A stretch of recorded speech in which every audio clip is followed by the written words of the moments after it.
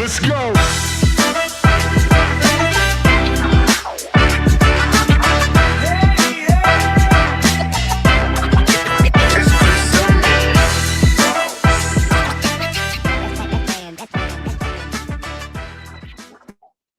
Happy Friday. Let's go. MLB prop picks powered by the Bat on Covers.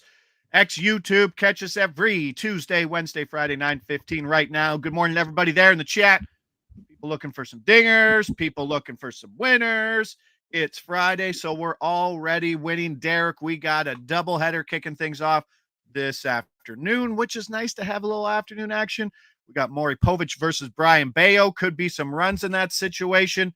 Povich has been bad. Povich is I looked at his numbers. He's got like a 35% ground ball rate.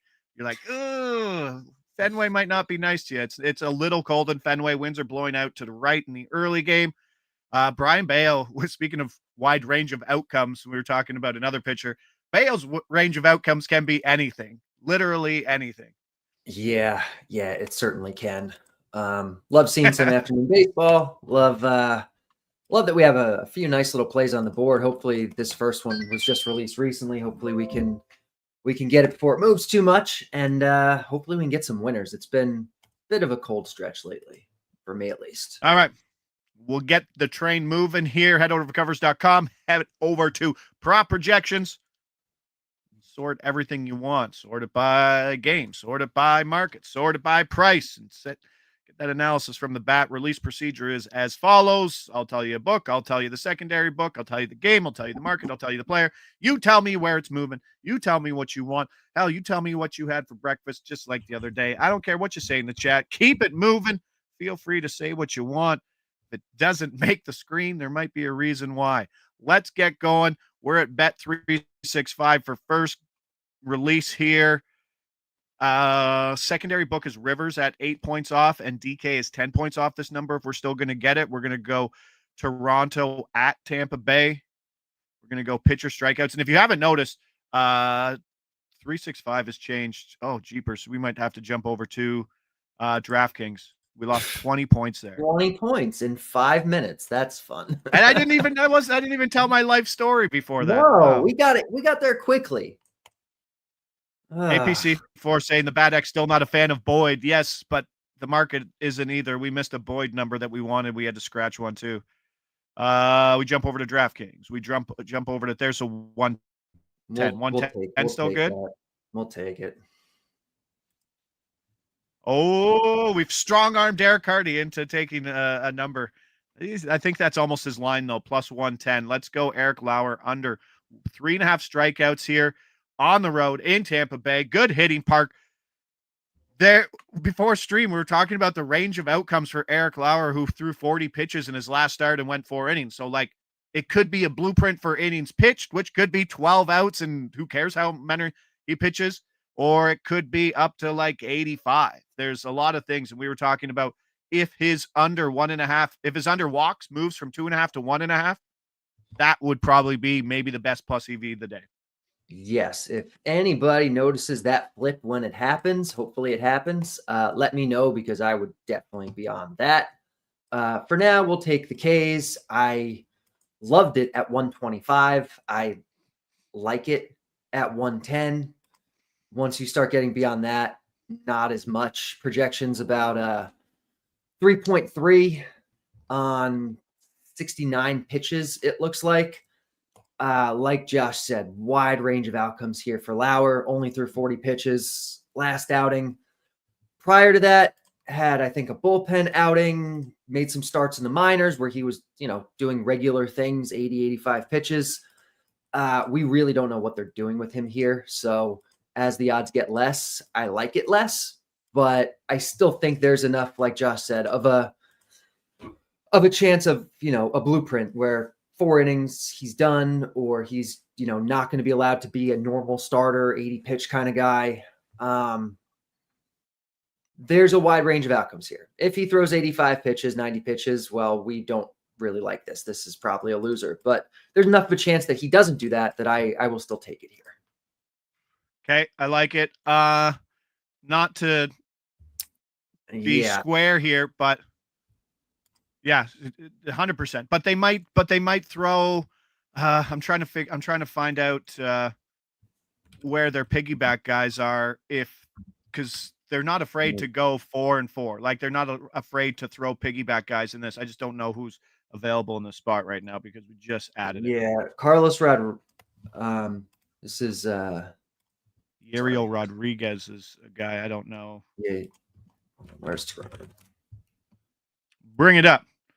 I'm pulling up the bullpen just so I can see. Yeah, like everybody threw yesterday, but they do have Urena, who's their long guy.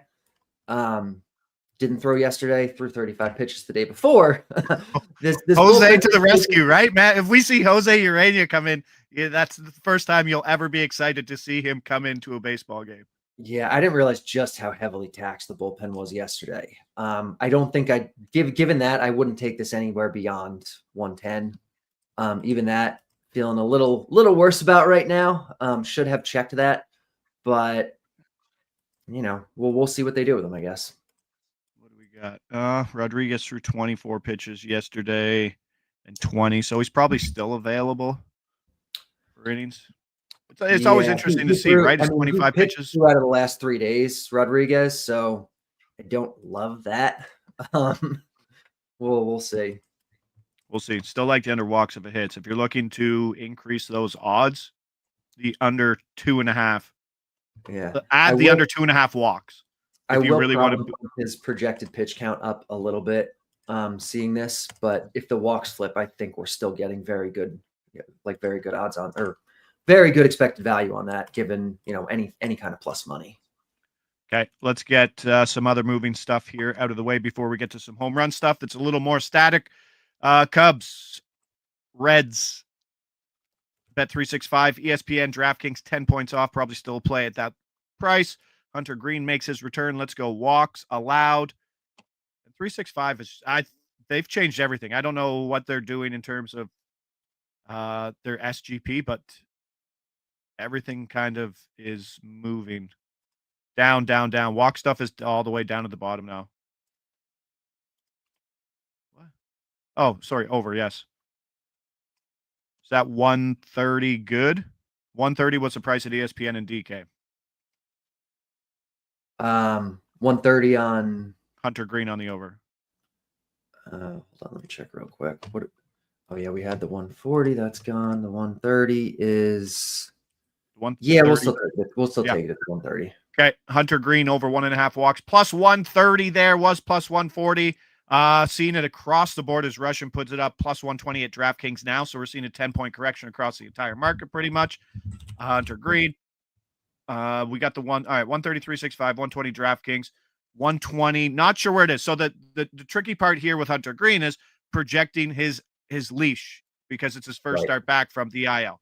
But if you look at his walk number, he has like 8 walks on the year. You're like, okay, let's go take a look at a bigger sample size over his career. The guy was walking 0.4 batters per inning. He was walking 2 per 6, basically more than that. And that number's probably something better. And then you add in, how's the command coming off of the IL, which is quite subjective. I don't think he did anything in terms of sim games or any bullpen. I'm sure he got stretched out a bit, but nothing in the minors. So 1.5 plus money. Yeah, this is another one where there's plenty of uncertainty. Coming off the IL, kind of missed the minimum stint. And he's a guy who normally has a super long leash. Like he was built up, 100 plus before this. Didn't make a sim start or a rehab start, through a bullpen session a few days ago. I think it was like 35 pitches, which is obviously not great. But the BATX does have a formula where it kind of looks at what the guy was doing before, how much time he's missed, and it kind of projects based on kind of what we've seen historically in these situations. And it's seeing Hunter Greene throwing like 85 pitches here. If he only throws 60, well, we're in trouble. But it seems like in this situation on average, given the guy with Greene's leash, given everything we know, 85 pitches is our best guess. And if he does that, 130 on over 1.5 is pretty good, especially considering that might be a little bit of rust on him. Obviously, like you said, historically, much higher walk rate than what we've seen this year. We definitely expect some pretty heavy regression there anyway. And so yeah, I'll roll the dice on this one. Mike Zimmerman saying plus 120 on DraftKings, still good. I personally played it. I would play at 120. I really like this play though. The Cubs, I think the matchup, which is usually really priced in versus the Cubs, right. You're not getting this walk number versus the Cubs anywhere else, right? You see guys like our Braden Fads. That's where you see his walk number go from like minus 140 to almost even money. There's almost like a 40-point correction with the Yankees and Cubs, it seems. Yeah, the Cubs are a very high walk team, which certainly helps us here. Yeah, I think that's the safe out. Road start, rust. A few things tough to quantify, but are certainly in there. That's it for the pitcher props. Let's get to the dingers. Let's go. San Diego, Atlanta. We are at DraftKings. Bet365 is 50 points off. Pretty widely available. So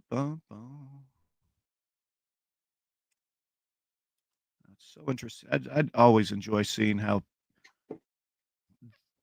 these user interfaces change. DraftKings has gone to this scrolling thing. They changed in the middle of hockey season to it. I think they just plan stuff to see how they go for obviously the NFL season, Derek, right? That's their big season, but I don't love that scrolling thing. Home runs, let's go. Verdugo still there at 1,300. I mean, we're sitting here, we're like, okay, let's get the analysis. We got great analysis from the pitcher stuff, and you're like, 1,300 is a big number. It's here you go. It's Pivetta. It's good hitting weather, and the wind's blowing out to left field.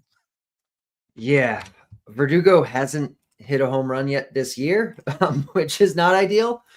But he's still a decent hitter, and we're getting good odds, and we're getting it against Pivetta, who's an extreme fly ball guy, who's very much due for home run per fly ball regression already. We'll probably see Verdugo down in the lineup today. He's being projected 7th here with the return of Ronald Acuna, so we're not projecting him as a leadoff guy, and we're going to lose some value if he's down in the order. Like, that's already in the projection. And like JPC 4th says, he's due.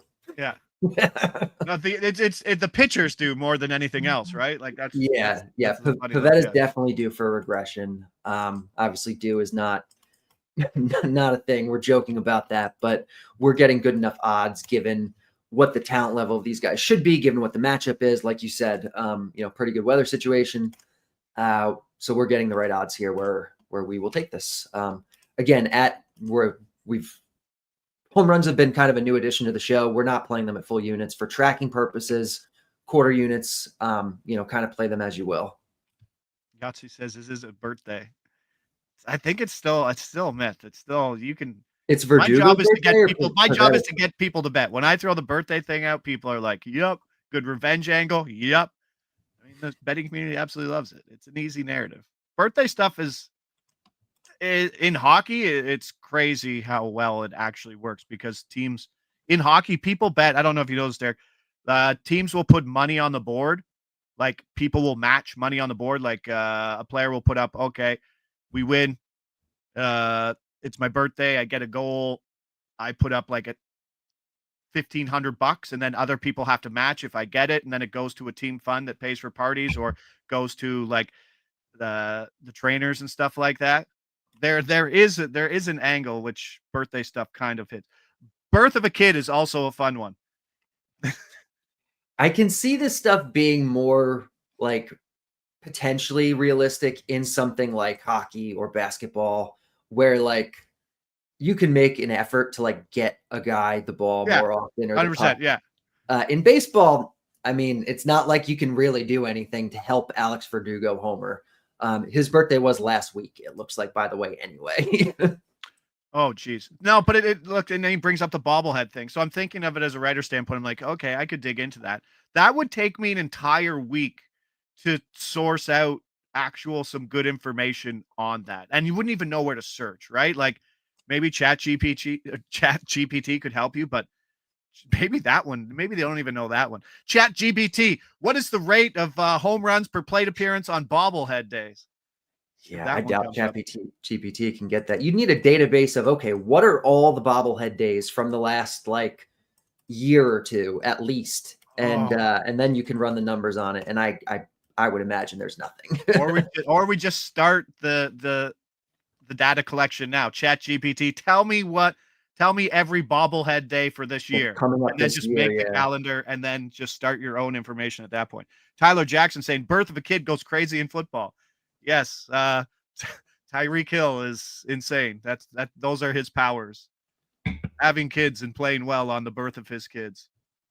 1 for 4 with an RBI on his birthday. Needed to play the hits, runs, RBIs. Yeah, 1 for 4, but that's it. 1 for 4 with an RBI isn't a bad day for someone like Alex Verdugo on his birthday, right? Like, what's a good day in baseball? You're not going to go 4 for 4. All right, Verdugo's in. And someone at the top was talking about my favorite prop. There's no projections for the pitcher to win market. We got Ranger Suarez. We got Ranger Suarez at -120 versus Colorado. Clark Schmidt today versus the Colorado bullpen. There's no starter announced right now for the Rockies. Is -110 to get a win, and it just keeps piling up. 8 and 42 for the Rockies. So that watch continues. I haven't seen it, and there's a reason why lots of books won't let you parlay pitcher to win and stuff like that. Go to Minnesota. Royals, Twins. Let's go to DraftKings. FanDuel is 300 points off, and you're like, wow, that's massive. But when it's the highest priced home run prop that we've touched before, it's not that big of a difference, honestly. I'd love to know if anybody could tell me the difference percent-wise and implied probability of plus 2,000 versus plus 1,700. Is it even a percent at that point? I doubt it. I think it can't be more than a percent. Yeah, it's got to be something like that. That's one of the betting myths, right? People think, oh wow, look at this giant difference in price. You're like, no, it's almost the same price. Aaron Judge, 2 home runs. Is 10-1. Or you could get Kyle Isbell for a home run for double that price and 1 home run. Talk to me here, and we're just on. And you see it at the bottom, they're not going to have anything longer. You're seeing the next longest at 1,300, and then boom, 2,000. So you're seeing a very big discrepancy between the last and second last hitter in these pricings. It's Pablo Lopez. It's a tough start, but here we go. Oh, thank you, Shuey. Yes, 2,000 plus 2,000 and plus 1,700 is a difference of 0.8%. There you go. 0.8 points. Yeah, so Isbell, we've talked about him the other day. We hit him. This is a guy the Bad X regularly sees value on. It's been profitable so far this year. The market really hasn't moved on him. He's not going to hit a home run very often. The percent chance today, I'm going to look, is going to be very low, 6.5%. But at plus 2,000, we are getting value on it. We are betting a small unit percentage, and like we've kind of said since we added these home run props in, even more than other markets, you're looking for a big sample size of these over the course of the year and to come out ahead. We're not expecting Kyle Isbell to hit a home run today. It's not like, oh man, this guy's a lock for sure. He's going yard, no doubt about it. No, he has a 6.5% chance. Probably will not hit a home run today, but we bet enough of these over the course of the year in volume. Hopefully we can get enough of a sample size over the course of the year just on this show. But these, in the long run, you're going to come out ahead, because when he does hit one, it makes up for a whole lot of losses. All right, you absolute degens in the chat, let me know what the Isbell 2 home run price is today. I think it was 150 to 1 on the other day. I'm sure people were already looking at it. Well, if one's this, I better just put $1 on it, they say. It's Friday. So you're saying there's a chance. Yes, we're saying there's a 6% chance on a 4% price. Yeah, that's what we're looking at. Whoa, Yahtzee, 200 to 1. There we go. Now we're getting value. There's Value Town. Nice. Isbell's also, I think, an interesting guy. And I think one of the reasons maybe we see, you know what, I'll save it for next time because we're going to talk about him again. I'll save it for next time. Love it. Love it. Just cut to the clip of Carty saying he's a lock. Yes, we can absolutely edit this to look like the best show ever. Birthday clips, he's due. It's a lock, no doubt about it. The thing is, we can save that and we can use that whenever it doesn't have to be today. If he hits a home run a week from now when we do the play, just clip it. He's a lock. Oh, just it's gonna look so good. Someone let me know when Kyle Isbell's birthday is, by the way, if we could figure that one out. I don't think he has a bobblehead day. That would be a low attended bobblehead day. But no, we need to find the day where Kyle Isbell goes from 6% to 7% because of outside factors. Let's keep it rolling. He have a kid this morning, right? Like that's it. We just need a tracker, like an MLB tracker, birthday tracker, bobblehead tracker. He had sex tracker. Congratulations. Right? March 3rd, spring training play. Oh, dang. Okay. Ooh, didn't even think about people who have birthdays that aren't on the MLB schedule. That's awful. Marlins versus Angels. You got to talk to me about this one. Jesus Sanchez for a home run, 900. DK, 800, 365. 900. We're seeing 850 there. Oh, we're seeing a drop in it. What did you do? What did your projections do? Everybody's jumping on the Jesus train today. 850 still good. What, the Orioles owner had a bobblehead day?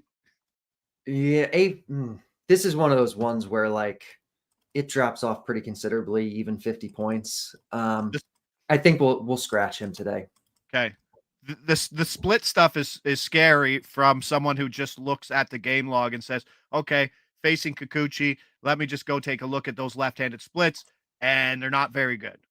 But like you're probably projecting not a long start from Kikuchi, which is factoring into it. Yeah, there's also a park upgrade effect here. It's going to depend a little bit on batting order also. Like where is he gonna like he can hit first or second, but then he can also randomly be pushed down in the order. It looks like right now the projected lineup has him 6th, which he hasn't batted a lot of recently. If he is first or second, like we're still definitely getting value here. I think I'd probably just wait until we get a little bit more clarity on what the lineup's going to be. Porto saying Kikuchi going 6+. Oh, that's the longest projection I've seen for Kikuchi. Yeah. All right. All good. Appreciate it there, Nick Porto. Against lefties, he's like half the time in the bottom half of the order. I think that's what our risk is here on him. Okay. It is Friday. It's City Connect Day. I don't think you get City Connect Day and bobbleheads in the same day. That's just being too nice to fans. Anybody, I just want to think it. So we got Jonathan Aranda's birthday today. We'll remember this for Tuesday, which I'll probably need some help reminded. Someone quickly search bobblehead day and see if bobblehead day, May 23rd. See if anything comes up. I don't think we get anything on the Friday, but usually it's a Saturday thing. Be interesting to see. We should really start our analysis because it's so funny because it's based on absolutely nothing, but I know that there's a thirst for it, right? It's a 9 out of 10 hit rate. Oh, this guy's got a hit in 10 straight games, Derek. Well, he's probably not going to get one today. I can't believe we've spent 5 minutes of the show talking about bobbleheads. Never would have guessed this would be a show that talks about bobbleheads. No way. Is it Devers bobblehead day? Stop it. Is that true, really? Nick Porto? His home run odds actually look decent today. If it's don't say it. Don't say it. It's a doubleheader today, isn't it? Yeah. So there's the conundrum in betting. If you bet home run first game, you have to bet home run second game in a doubleheader. Like you just couldn't figure it out. Oh, does God. The bobblehead and it's an afternoon game. If it's given out during the first game, does that carry over to the second game? Oh, it's Povich. It's Maury Povich and his 38% ground ball rate with winds blowing out to right field. Oh, Derek, what have you done to me? What have you done to me, Derek? 135. Oh, what a way to do it. Come on. We're not going to do it, but I'll drop it out there. I don't want to put it on Derek's card. I'll put it on my card. Oh, it's the night game. Yeah, just for the sake of responsibility. For anyone Yes, watching 100%. who doesn't Oh, understand what we're talking about here, bobblehead so night doesn't affect the I chances know, of but hitting. now Porto just throws the absolute wrench into the operations. He says that the bobblehead days for the night game, not the early game, not the better matchup game. I see. Okay. Ooh, Please, versus TBD, which is something. So I think we might. All right. Non-responsible gaming. This has nothing to do with Derek Carty and his brand. This has everything to do with my brand. You run it in the first game. If it hits, you roll it over to the second game. That's how you treat bobblehead day. That is what you do it. That is a Friday lotto. Maybe this is how Metler chooses dingers. Maybe he's like, okay, let's see birthdays. No, I think he has a better plan, but that's what we got. We got the two dinger plays. We got some great pitcher props that I absolutely love that we're moving. And we need you guys to ding us if we do see that Lauers walks turns from 2.5 to 1.5. That's it. Yeah. The real question is, when is the Blitz going to start giving us projections for UFL? Oh, could you imagine you having to spend that much time to work on the UFL and all the manual projections you'd need? 0% chance. I had to do during the COVID year. I had the beat of doing UFL, spring football, and it's incredible. Like, you can have a great handicap, and then watching people like not just make plays because of the talent level, you're just like, I give up. Guess Derek gave up too. That's okay. We'll leave it at that. Good thing I didn't have any weird things in my background. Friday in the books. Derek's off. Let's go. Oh, he's back. Oh, I needed you to leave so I could talk about Dever some more. Awesome. All right. We'll leave it at that. Friday. Appreciate it, Derek. Good show today. Appreciate everybody there in the chat. Plays are at the bottom. I'll drop them on my X here in a second. 27 minutes of talking about birthdays and bobbleheads and edges that don't really exist. That's what we do.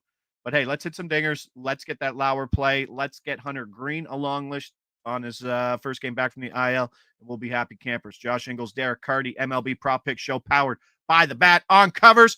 Tuesday, Wednesday, Friday, 9:15. We'll see you back here next week. Have a great